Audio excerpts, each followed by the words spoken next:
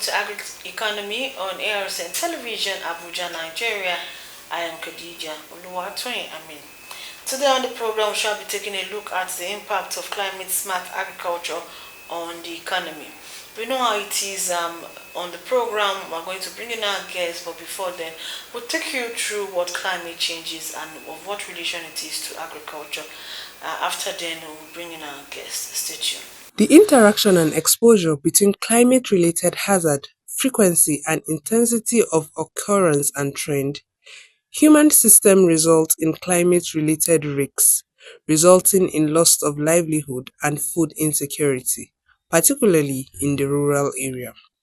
Agriculture significantly contributes to the climate problems through GHG emissions, and it also most vulnerable to the effects of the climate change. Climate smart agricultural practice employs comprehensive method addressing CC and food security, which are critical to establishing a more sustainable and resilient agricultural system.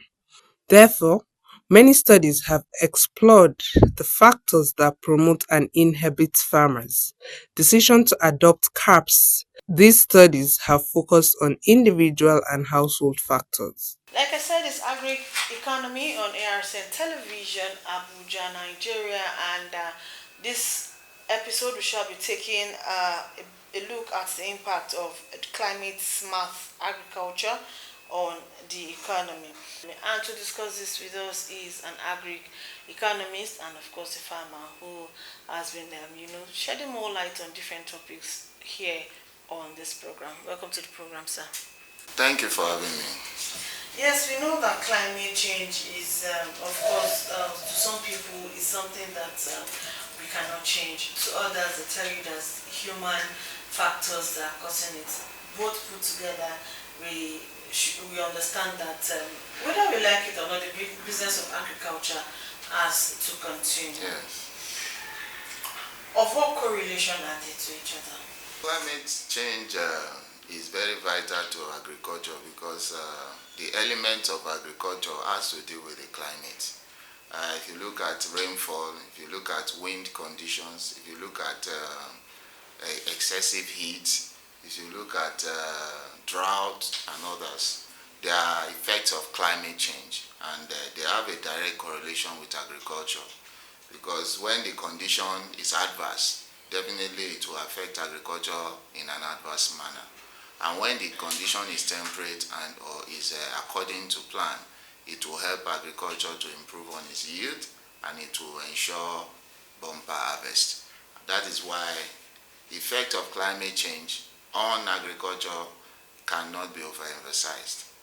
Okay, we've seen, we know in Nigeria, the two seasonal farming we do here is the dry and rainy season. Looking at the technologies that have come up nowadays in relation to agriculture, we have the GMO coming into play, smart agriculture coming in and everything. Of what effect would this be on agricultural system? Actually, if you look at Nigeria presently, we are struggling to have a sustainable agricultural practice that can be able to feed our teeming population. And that is why smart climate change practices and genetically modified food processes are very important now that Nigeria is witnessing a growing population and a dwindling harvest as regards what is coming up, and the effects that is having as regards food scarcity, food inflation, and high prices of agricultural products in the market. And this calls for the major reasons why this has become a norm. One, adverse climate effect has actually affected agricultural practices in Nigeria in conjunction with other effects like security, logistics, bad roads, and other economic inputs that has to do with imports of raw materials, fertilizers, and the rest for agricultural practices in Nigeria. When these situations affect agriculture in an adverse manner, you see that it becomes a situation whereby agricultural produce does not come in as expected to the market. And when these products are not coming as expected, then definitely the element of economics come into play, and the prices of the available ones skyrockets and sometimes get out of the reach of Nigerians. And that is why we have to look at smart agricultural practices to be able to combat effect of climate change, to be able to ensure that all year round we are able to reduce scarcity to the barest minimum in our major staples in Nigeria. Also, the effect of the GMO on agricultural practices in Nigeria is just evolving, and we are believing that if it is properly implemented, it can lead to higher yield, it can lead to improved agricultural practices in Nigeria. It can also edge out some of the adverse climate effects in Nigeria presently. We know that this year alone, we have witnessed serious adverse effects as regards flooding, as regards drought, and as regards excessive pest challenge on some major agricultural products like tomatoes and the rest. So when we have GMOs in place, we have integrated agricultural farming in place, we try as much as possible to schedule our dry season farming to the extent that there is enough irrigational practices to give us a year-round irrigation for the farms. It will really help to be able to edge out the major effects of adverse climate changes in Nigeria's agricultural practices. Aside these, some of these, I would say, advantages, yes. There some scholars have talked about the impact of flooding and the rest of it to be some major, issue. How do we manage it? Looking at flooding being prevalent in Nigeria. Yes, flooding is prevalent in Nigeria, and it has its seasons. And that is why, in conjunction with Nigeria meteorological agencies, that NIMET, that gives out informations on the length of rainfall at this season in Nigeria. The farmers, the Ministry of Agric, and all the stakeholders need to collaborate with NIMET to be able to know the effective way of dry season farming, and also ensure that farming in the rainy season is conducted in a manner that will not lead to excessive loss. You will discover that a staple like rice, for example, tend to thrive during the rainy season. But when you look at the situation whereby rice farms are severely flooded, it will lead to losses at the end of the day. And this will lead to scarcity of the harvest in Nigeria, and will prompt us to be able to start importing from other countries. And definitely when we start importing more than we're harvesting, it will lead to high prices of these products as it is now. So when the Ministry of Agri collaborates with NIMET and other stakeholders to ensure that we even have improved seedlings and improved products that can be able to withstand, there are presently some, for example, grains of rice that are flood resistant. We should be able to get those in the market.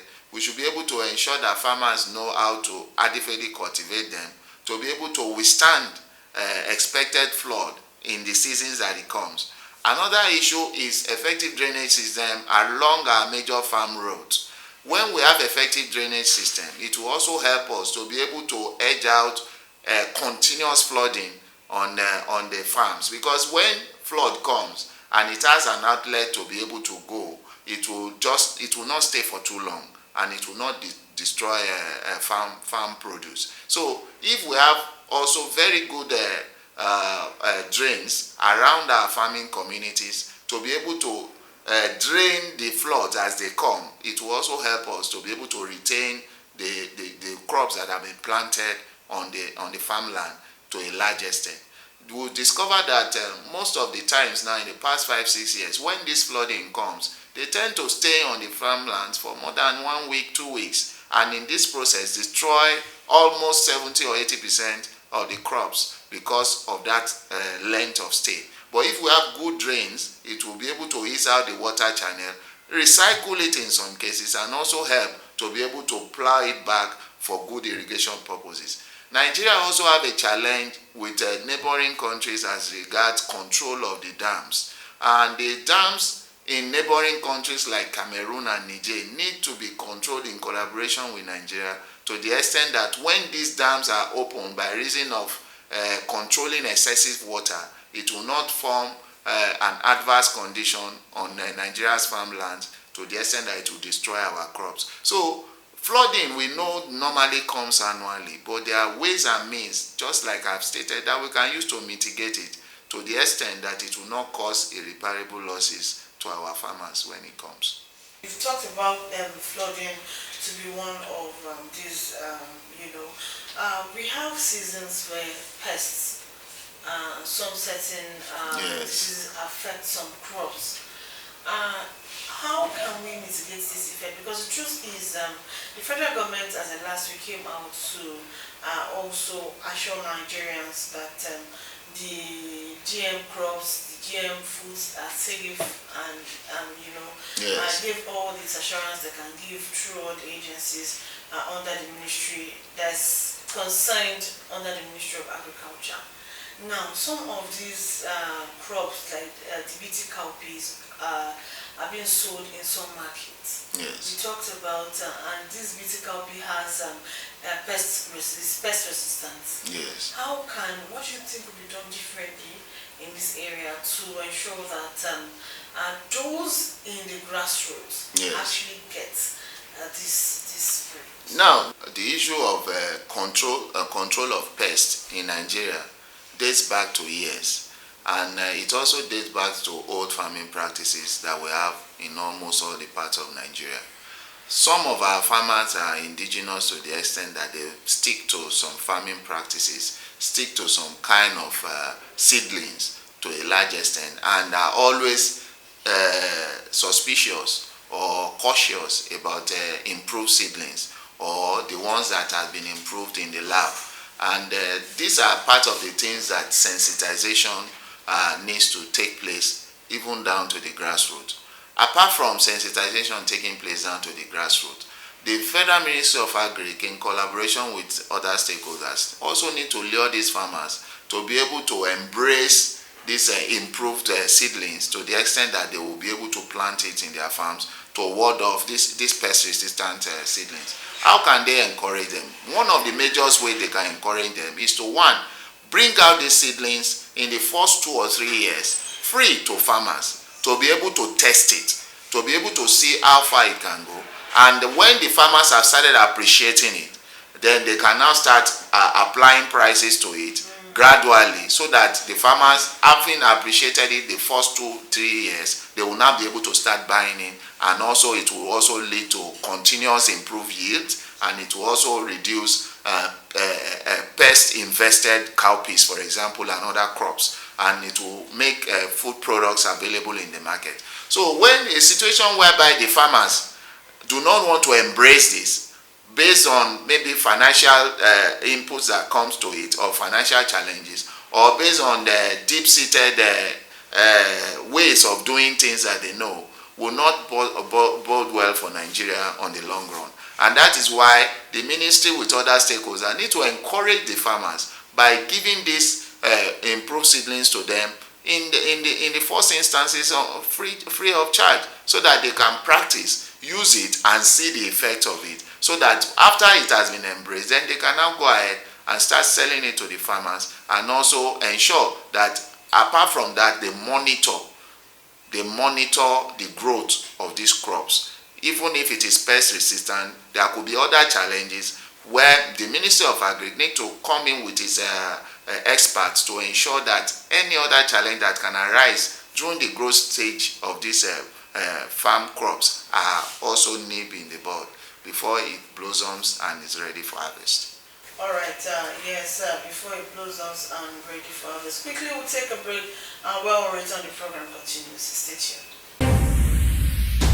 The Agricultural Research Council of Nigeria (ARCN) coordinates the activities of research institutes and is responsible for supervision, regulation, coordination of research activities and programs of higher institutions in Nigeria. And Professor Hamidu Shaributu, since assumption as Executive Secretary of ARCN in April 2020, has solidified the transformation of agriculture in Nigeria through strategic and meaningful execution of research fundings for improvement of the agricultural sector.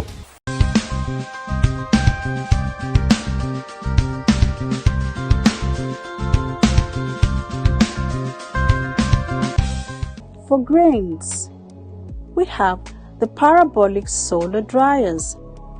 These are specialized solar dryers used for drying agricultural produce such as whole grains, yam and cassava chips, fruits and vegetables more efficiently. It is made of a special material that concentrates the rays of the sun within the enclosure while eliminating harmful ultraviolet radiation. Products dried are free from contaminants and are hygienic. The parabolic shaped solar dryer is a need-based technology because virtually when we travel all over the country, you will see by the roadside, you see people drying all sorts of agricultural produce. Some spread their own on bare ground, and by the time the vehicles are moving, the dust stay on the products. The reptiles will come, they will eat whatever they can eat, drop their feces and their urine on it, and the owner comes in the evening to pack everything together and still eat that product. And the product has been contaminated, and we feel this is not right, and it is part of our mandate to make sure that we set it right, and that was what led to this, so that we can solve this problem at the grassroots level. Instead of drying by the roadside, drying on just bare ground in their villages, when they have this as a drying center, everybody in the community can bring their product there, spread on the tray, and they get it dry under hygienic condition that is covered. And the dryer also have another property to screen the ultraviolet ray of the sun, which is also can cause hazard to human health.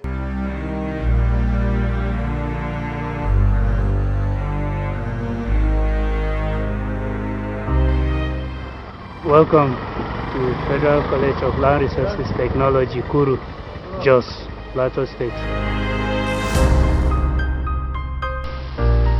The Atomic Absorption Spectrophotometer, AFS, is an instrument which is used for the determination of metals that are dissolved in source.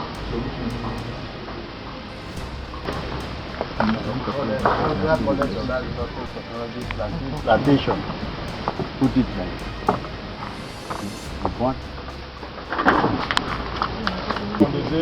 welcome to production farms, where we're going to take you around our production tanks and a practical fisheries and integrated farm. We integrate the farming system with a banana and plantain and so many aquatic animals.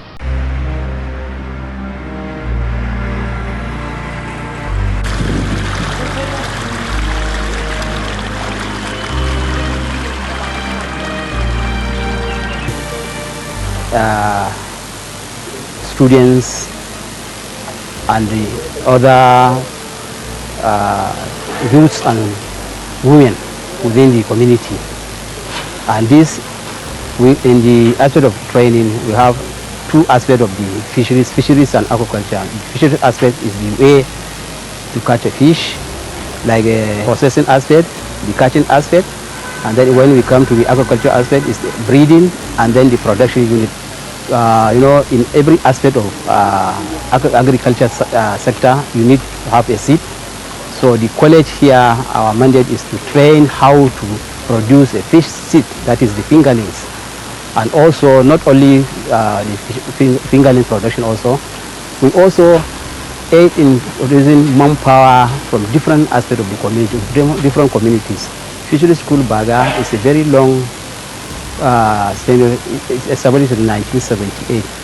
of which, for me, let me this use of opportunity to say that I'm also part and parcel of this college, because I graduated from this college, and that college, the college is more or less of entrepreneurship of a college, where when a student leave the college, at least can stand by itself. Now, as we are talking about the federal government is now talking about food security. So once if you come out from this college, you can able to at least maintain our training and then also stand by yourself, self-employment.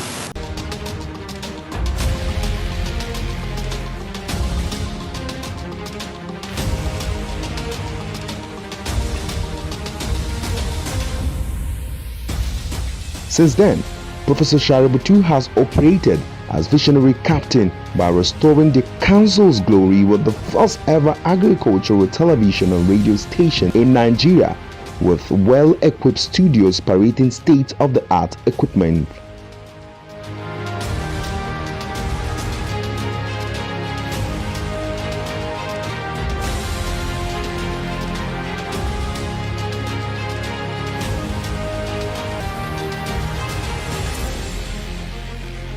The Agricultural Research Council of Nigeria also has a brand new electronic library to further promote research and visualizations of deep thoughts on agricultural development in Nigeria.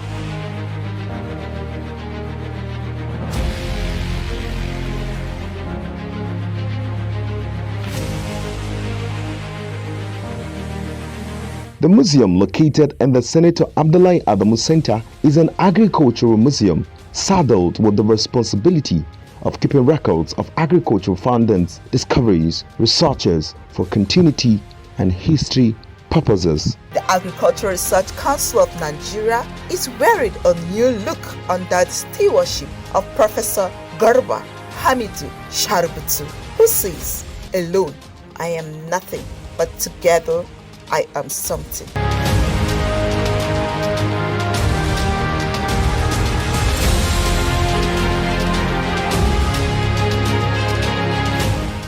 ARCN, promoting agriculture. Thank you for staying tuned. Yes, so much has been said, and if smart agriculture, as you said, is practice, what does Nigeria stand to gain? Actually, Nigeria stands to gain a lot if we are able to improve on smart agricultural practices. One, we'll be able to effectively predict climate changes to our benefit, not to our detriment. Two, we'll effectively be able to reduce constant losses that arises when there is adverse climate situations in the country as regards agricultural products. Three, we'll be able to guarantee between 80 to 90% yield for farmers and also ensure adequate food supply in the market. So these three ingredients or three advantages are very key to the sustainability of agricultural practices in Nigeria, and also for the sustainable food security that the federal government is embarking upon and is advocating for. Without sustainable agriculture in Nigeria, food security will be threatened. And food security will be threatened if we have a situation whereby adverse climate change is not nipping the bud to the extent that it will help us to be able to grow and be able to sustain our agricultural practices, to be able to feed our teeming population and even have enough for export. So it's very important that we embrace smart agriculture against climate change and also GMOs to be able to improve our yield, to be able to sustain our agricultural practices, and to be able to be a major agricultural hub that Nigeria has been over the years. All talk agriculture, we talk about creating job creation, yes, and the rest of it. Smart agriculture, if you check world over in advanced world, you see that this is what they are 60% of their teaming youth are doing, aside those on the IT sector. What should we be doing differently in the area of empowering youth into this sector? The beauty of it is that an average Nigerian youth, for example, that is educated will not want to go and practice subsistence farming. And when we talk of smart agricultural practices, it is appealing to the youth because of the technological input and the technological edge that it provides. So this to me will be more appealing to the youth than just throwing them in the open farmland with hoes and cutlasses and asking them to go to the farm to be productive. So that is why it will be a win-win situation for the government, because more youths, both the graduates and those that are aspiring farmers, will embrace the practice to a large extent that it will yield its attendant benefits for the country. So I believe that what the government should do is to sensitize the youth enough, ensure that the key stakeholders in the area of youth empowerment, SMIDAN, and all the agencies of government that deals directly with youth are brought on board to ensure that the youth see the advantages of smart agricultural practices and also be able to put it forward for them to be adequately trained, to have the necessary input to be able to be a major contributor to the agricultural success that is being envisaged in Nigeria. Thank you so much for coming on the program this week, sir. Thank you for having me. Yes, on that note, to wrap it up for this week's episode of Agric Economy, join us again next week for another educated episode. You know how we do it on the program.